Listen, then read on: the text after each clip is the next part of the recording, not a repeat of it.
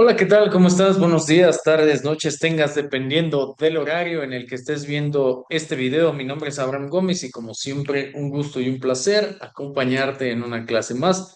En esta ocasión correspondiente a la asignatura de Ética Profesional de la licenciatura en Pedagogía. Estamos ya por terminar el curso.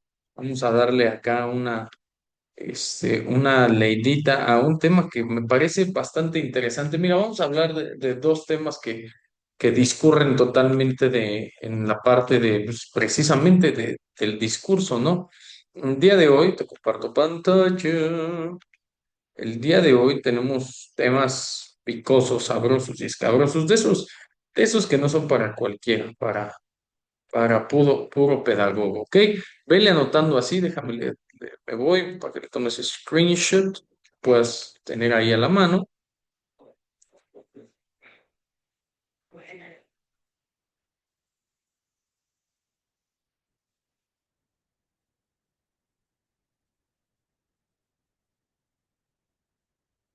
que la reforma educativa o como decían en aquellos años, ¿no? La mal llamada reforma educativa.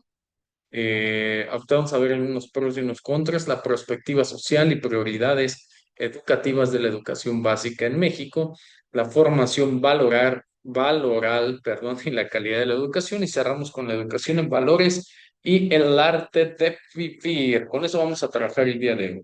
Hablamos de una reforma educativa gestada desde ya hace algunos sexenios en México, previos al sexenio de Enrique Peña Nieto, pero es en el 2013 en donde por fin comienza a tener auge, ¿no? Se vislumbraba como una transformación estructural enfocada en elevar la calidad educativa, garantizando el máximo aprendizaje de los alumnos mediante la profesionalización docente, la autonomía de gestión escolar y la evaluación estandarizada. Ojo, aprendizaje de los alumnos al máximo, profesionalización docente, autonomía de gestión escolar y la evaluación estandarizada. Su objetivo central era asegurar la equidad y obligatoriedad de la educación. Como puntos claves tenía el servicio profesional docente, un tema lastimado, dañado por años, ¿no? Establecer reglas claras para el ingreso, promoción y permanencia de los maestros. Por primera vez se veía un análisis profundo sobre la permanencia de algunos docentes, ¿no? Se evaluaba que algunos docentes ya no tenían la capacidad de continuar en el servicio profesional debido a cuestiones pedagógicas, técnicas, metodológicas, de salud, de edad, etcétera, etcétera, ¿no? ¿Basadas en qué? En el mérito y la evaluación, no en la designación sindical. También otro de los grandes vicios del sistema educativo mexicano. La autonomía de gestión escolar, ya que las escuelas recibían recursos directos y la capacidad de decidir en qué se iban a utilizar, no como programas completos, ¿no? Evaluación educativa, la creación del Instituto Nacional para la Evaluación de la Educación, que conocemos ahora como el INEE, como órgano autónomo para medir la calidad del sistema, que pues sobra decir que casi más de 10 años después, pues no resultó como se esperaba, ¿no? El foco en el alumnado, en donde la escuela al centro, ¿no? Como centro de resolución de todos los problemas políticos, sociales, etcétera, etcétera, como órgano autónomo para medir la calidad del sistema. También a partir del desarrollo de poner al alumno en este contexto y en este parámetro de responsabilidad, ¿no? ¿Quieres aprender? Sí. ¿Cuáles son tus necesidades? Ah, bueno, vamos a centrarnos en lo contextual, en la escuela y en lo que se puede hacer.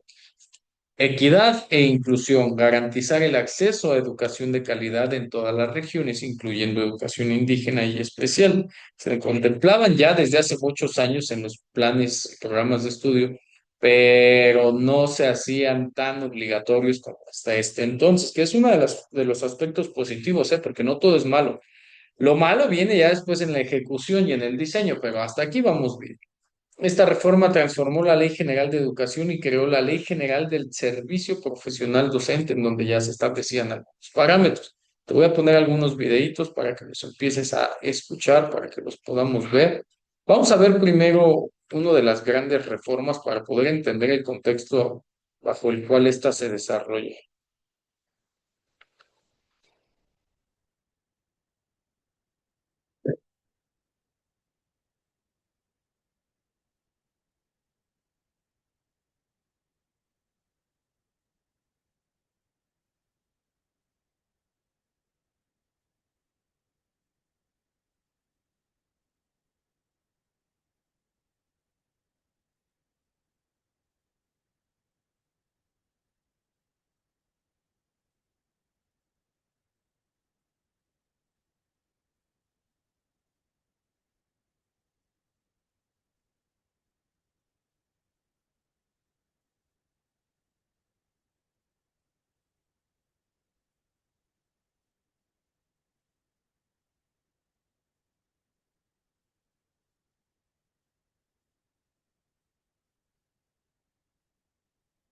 ¿Dónde es? Dame un segundito porque este cosa ya se trabó.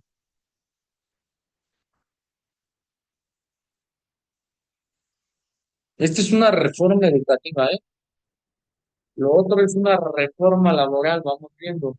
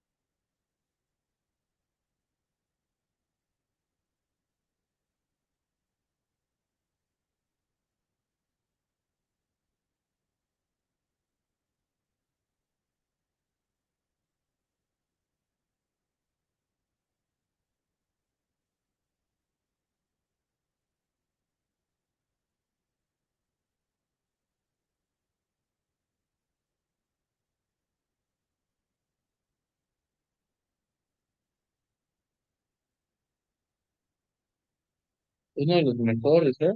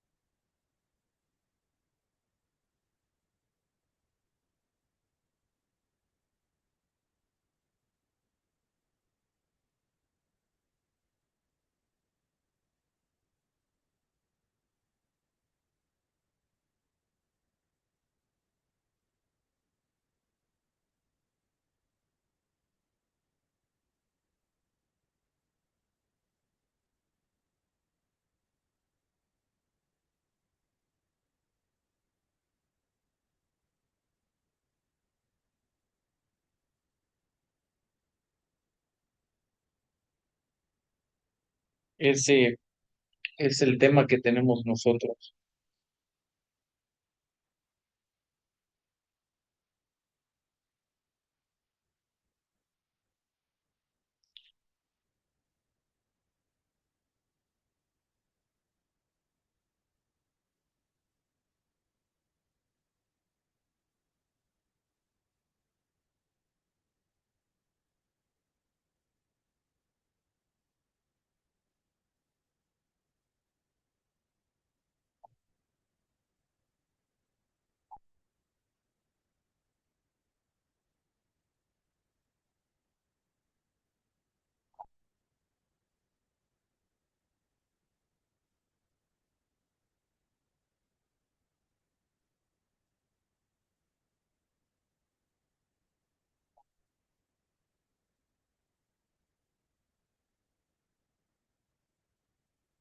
Ok, vamos a ver, mira, en términos de la reforma educativa, pues podemos tener ahí dos situaciones paralelas, ¿no? Y latentes.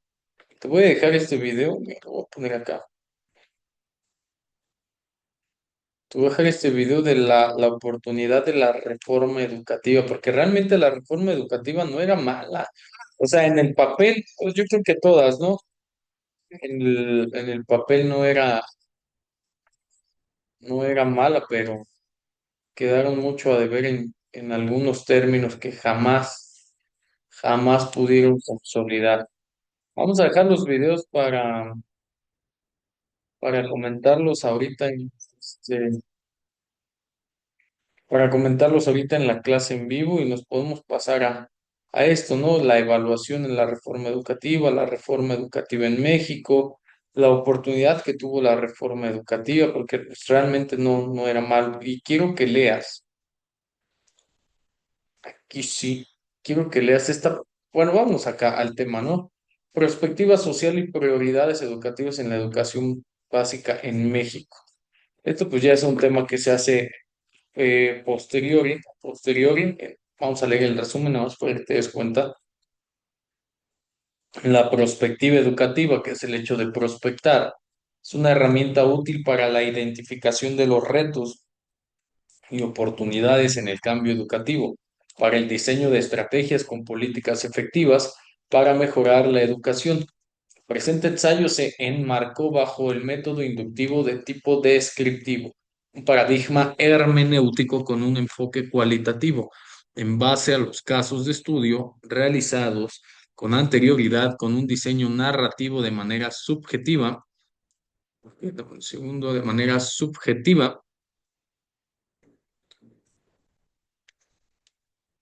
de tipo tópico acompañado de diferentes percepciones de varios autores que enmarcan los posibles escenarios futuros del sistema educativo en el país con el fin de establecer estrategias con políticas que permitan enfrentar los retos y aprovechar las oportunidades.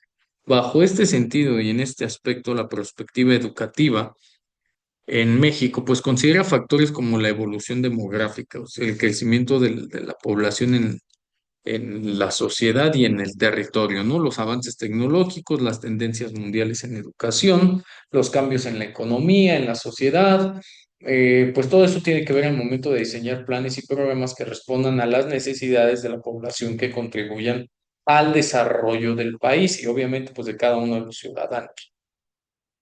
Además, se enfrenta a diversos retos para llevar a cabo una planeación efectiva que permita mejorar la calidad de la educación en el país. Sin embargo, es posible enfrentar dichos retos mediante la colaboración de distintos actores, así como la implementación de estrategias innovadoras con efectos positivos.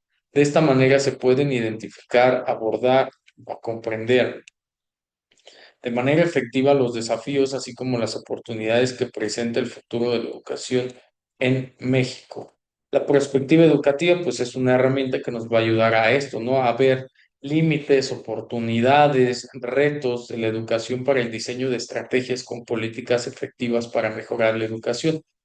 Ah, teniendo en cuenta que la educación es un factor clave para el desarrollo de cualquier sociedad, desde obreros, desde técnicos, desde pues muchísimas cosas, eso sí lo tenemos que tener en claro, la educación, nos guste o no, sí sirve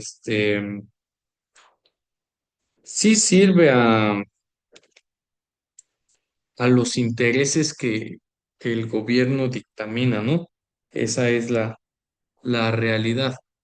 Eh, Todos, pero absolutamente todos, ya nos podemos dar cuenta que en los últimos, por lo menos en los últimos 100 años, la educación en México ha tenido bastantes cambios y bastantes transformaciones porque no tenemos un plan, no tenemos una ruta de decir, el perfil del mexicano es este y se va a trabajar así o así o así o así o así.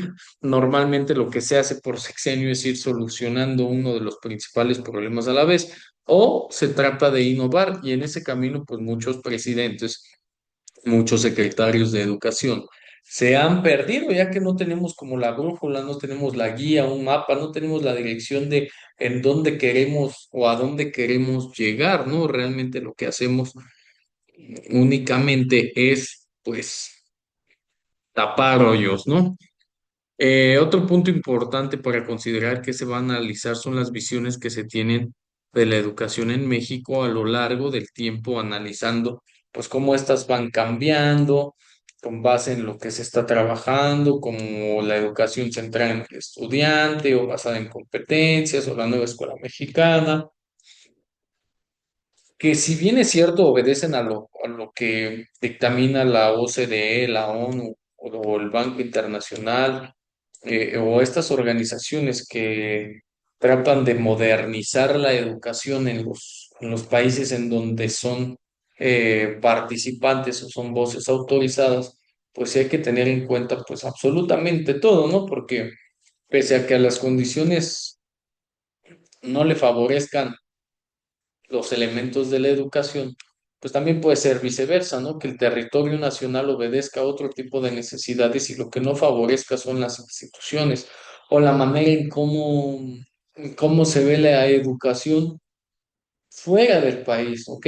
No tanto dentro del país, porque dentro del país todo el mundo sabe lo que está mal, pero fuera del país, pues ahí tenemos diferentes vicisitudes, porque a lo mejor se ha ido a representar o a lo mejor se han obtenido ciertos logros o ciertos resultados que le ayudan al mexicano, ¿no? A posicionarse dentro de otro parámetro, dentro de otro estatus. Pues ahí hay que ser muy, muy claro en lo que podemos realizar. En este ensayo que vamos a leer nos habla un poco de los retos de la educación en México. Quiero que lo tengas ahí muy a la mano, que te des la oportunidad de leerlos, porque,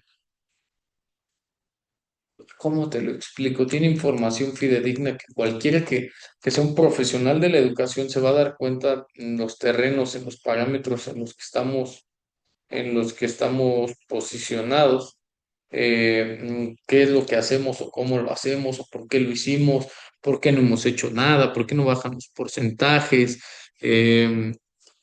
realmente estamos analizando, estamos observando o solamente estamos diseñando un sistema educativo que permanezca, que tenga la capacidad de seguir trabajando y hacerle algunas modificaciones y hacerle algunas adecuaciones. Si nos vamos al... denme un segundo.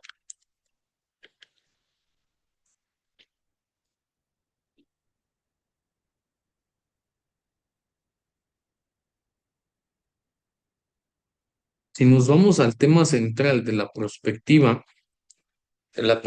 social y prioridades de la educación básica en México, pues hay que entender la realidad es esa. Hay que entender que la educación básica va a formar a los futuros ciudadanos. También hay que entender que la educación básica pues nos va a llevar a terrenos inhóspitos, que nos va a llevar a terrenos peligrosos, a terrenos poco explorados, a terrenos que en donde ya tenemos muchísimo tiempo haciendo las cosas de la misma manera. La prioridad educativa, considero, tras muchos años de análisis, debe de ser enfocada al desarrollo del perfil del mexicano con base en sus características naturales y biológicas, naturales por evolución y biológicas por conformación humana, ¿no? Hablamos de conductas, hablamos de habilidades, pero debemos de hablar también de axiología, de cómo nos formamos en valores, en la calidad de la educación, la instrucción, la enseñanza o el aprendizaje que estamos recibiendo debe de tener calidad. La formación valoral es un componente intrínseco y transversal de la calidad educativa, que es fundamental para el desarrollo integral, la convivencia armónica en la ciudadanía democrática. No se limita a una asignatura, sino que impregna todo el proceso formativo, el currículo y el clima escolar, conectando los conocimientos cognitivos con el desarrollo socioafectivo y ético.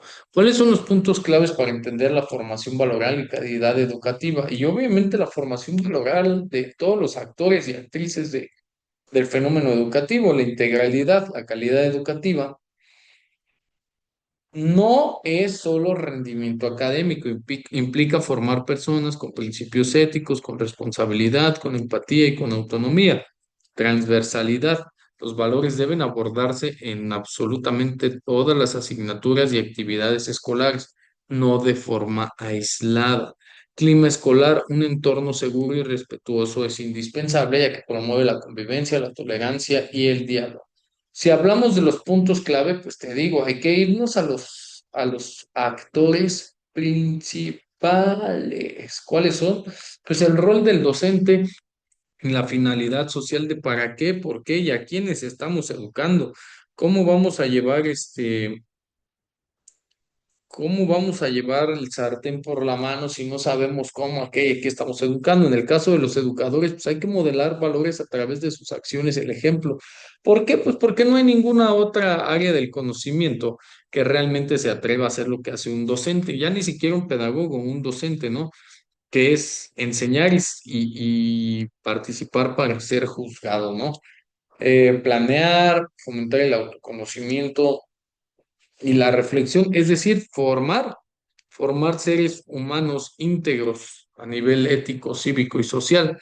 En cuanto a esta finalidad social, pues la construcción de una sociedad más justa, que realmente todas las acciones que ocurren dentro de un salón de clases a nivel axiológico, pues se puedan determinar a causa-consecuencia, a libre albedrío, a un espacio de reflexión, a una modificación de conducta, a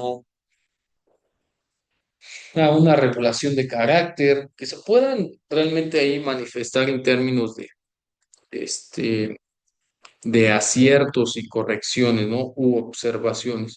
Una escuela que educa en valores, pero no logra calidad en conocimientos, o al revés, una escuela que logra calidad de conocimientos, pero no educa en valores, deja de ser una verdadera institución educativa.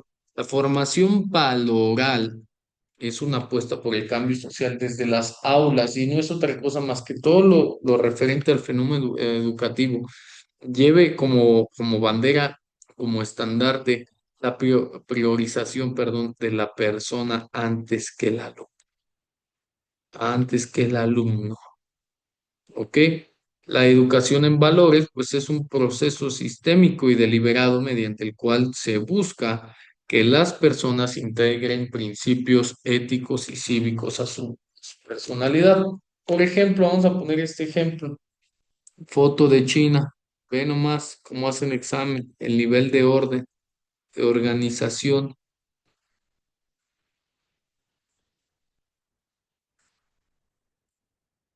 No se trata solo de aprender conceptos, por ejemplo, qué es la justicia, sino aprender a actuar de manera coherente con el concepto o de manera que el concepto sea práctico. La educación en valores, repito, es un proceso sistémico y deliberado mediante el cual se busca que las personas integren principios éticos y cívicos a su personalidad.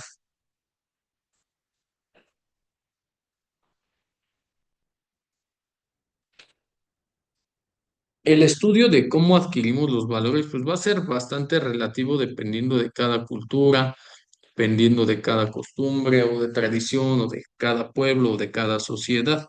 Pero sí tenemos algunos autores que vamos a revisar que yo te recomiendo que profundices para entender por qué son voces autorizadas. En primer lugar tenemos a Jean Piaget con la teoría del desarrollo cognitivo que nos habla del pensamiento, del lenguaje, del desarrollo cognitivo como tal, ¿no?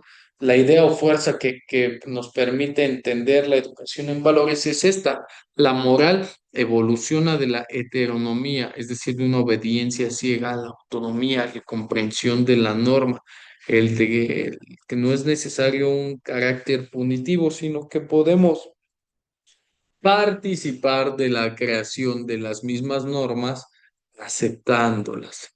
Lawrence Kohlberg nos habla de las etapas del desarrollo moral, propuso 6 estadios divididos en niveles, que son el preconvencional, el convencional y el postconvencional. Repito, te los voy a dejar para que los investigues.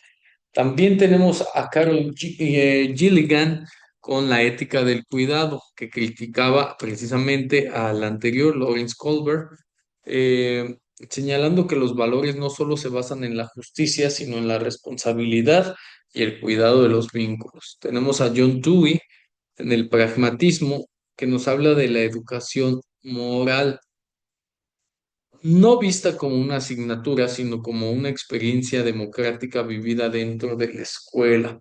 Y es que, mira, estas teorías no nacieron no precisamente todas para el terreno de la educación, pero sí la mayoría son aplicables a este terreno, por lo que te decía, por lo que se puede llegar a formar dentro de una institución educativa. Tenemos a Paulo Freire con la pedagogía crítica, que es como lo más contemporáneo que tenemos, y de eso ya hace algunas décadas, lastimosamente. Nos habla de la pedagogía crítica como una forma de practicar los valores ligados a la libertad y la lucha contra la opresión. Educar es, bueno, en palabras de Paulo Freire, educar es un acto de amor y valentía. ¿Cómo clasificamos los valores? Si tú recuerdas en clases anteriores, hablamos sobre los valores que se clasifican dependiendo del contexto. En este caso, pues pueden ser valores éticos, valores cívicos, valores morales, valores ecológicos, valores deportivos.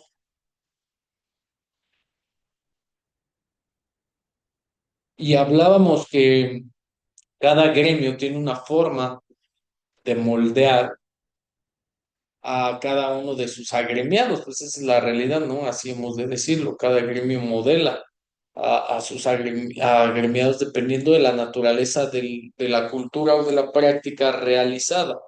Ante esta situación, pues no lo podemos clasificar de mejor manera que general y universal en el sentido de que todos, a ver, todos formamos parte de la misma galaxia, pero no todos formamos parte de la misma comunidad. Entonces, sí debo de ser capaz de formarme de tal manera que cuando yo acceda a otros contextos o de que cuando yo acceda a otras situaciones pueda convivir con alegría con las otras personas del grupo. Tenemos algunos ejemplos de lo que puede ser trabajar la educación en valores dentro del aula de clases, como lo son los dilemas morales, el aprendizaje por servicio, el role-playing, las asambleas de clase. Y es que dicen por ahí, y decía un señor muy sabio, que educar la mente sin educar el corazón no es educación en absoluto. Va más ligado a un tema de instrucción. ¿Ok? Entonces, dame un segundo, porque aquí se repitió. ¿Cómo hacemos, enlazando los dos temas, para vivir tranquilos, para vivir en paz? ¿Cómo, perdón, sabe qué pasó acá? ¿Cómo hacemos, cómo hacemos para que estas situaciones se queden manifiestas? La reforma educativa, pues fue, vino, llegó, no se quedó, pero sí quedaron los docentes con la sensación de incomodidad, con la sensación de poder haber hecho más, de sentirse utilizados, de sentirse agredidos, pues obviamente cuidando el patrimonio o cuidando la solvencia económica de su familia. Precisamente en este tema del arte de vivir, vamos a encontrar, sí, para que no se vaya el internet.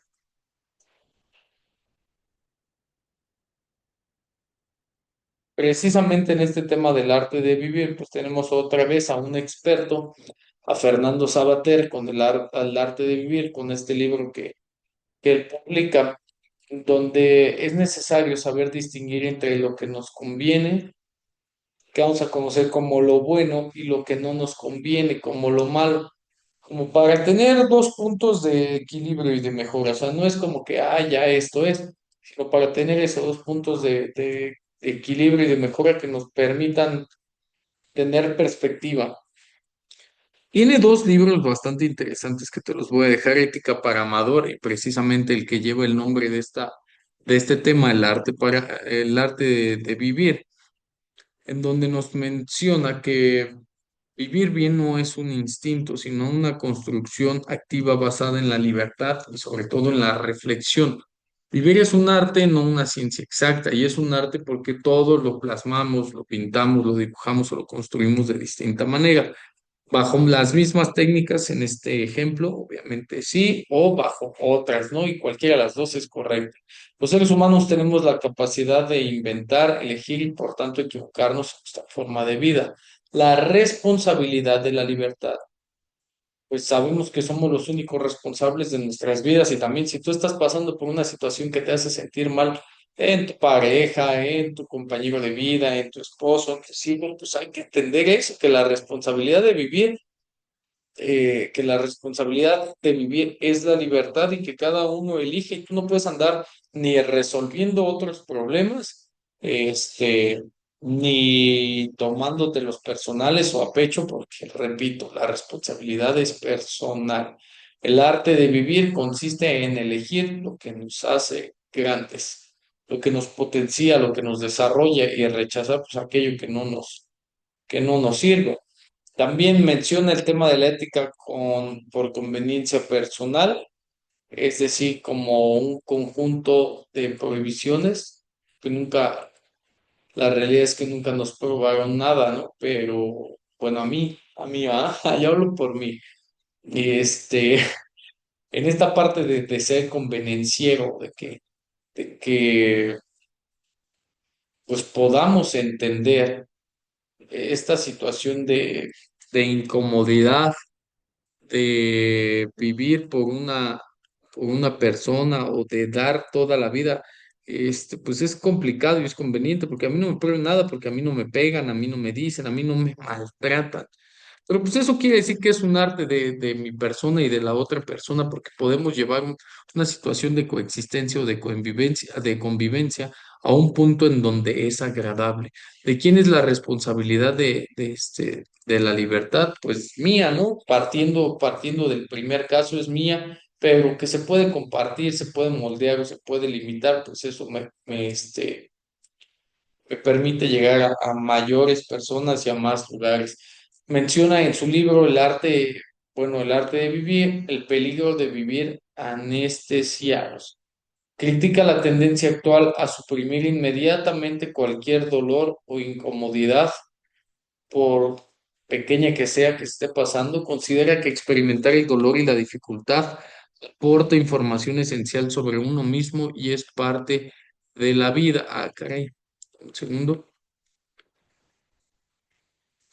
Parte de la vida.